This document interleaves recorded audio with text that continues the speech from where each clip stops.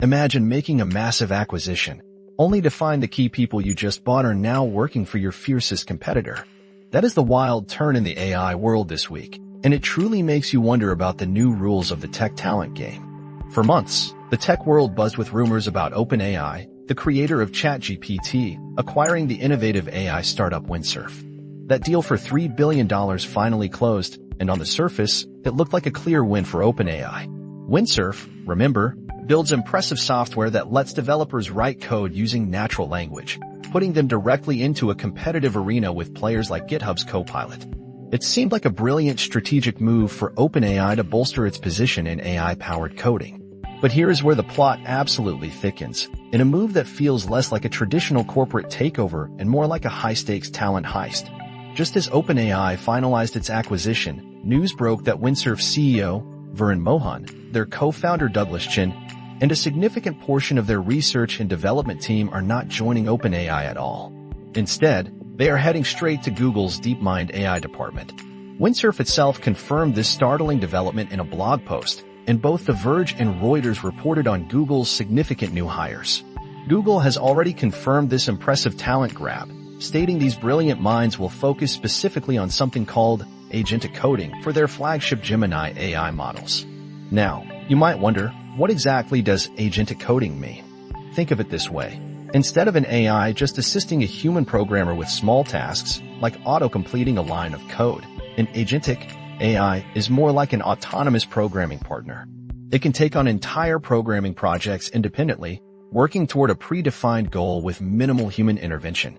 It is like moving from having a smart assistant to having an actual teammate who can tackle complex problems on their own. This represents a significant leap, aiming to transform how software gets built from the ground up. And there is yet another layer to this fascinating story. Reuters, citing an anonymous source, reports that Google is not just hiring the talent. They are also paying Windsurf a substantial $2.4 billion in licensing fees. This massive payment gives Google non-exclusive access to some of Windsurf's core technologies. So, while OpenAI now owns Windsurf as a company, Google essentially gets to use some of its key innovations and, crucially, its core human intelligence. It is a truly unique scenario where one company acquires the firm, but a fierce rival secures both the top talent and ongoing access to the foundational technology. This is not just a simple acquisition. It is a strategic chess game playing out right before our eyes in the AI space. OpenAI gains a company, but Google snags the innovative minds driving its core product and access to critical intellectual property. It powerfully illustrates how fiercely companies are competing for top AI talent and foundational technologies.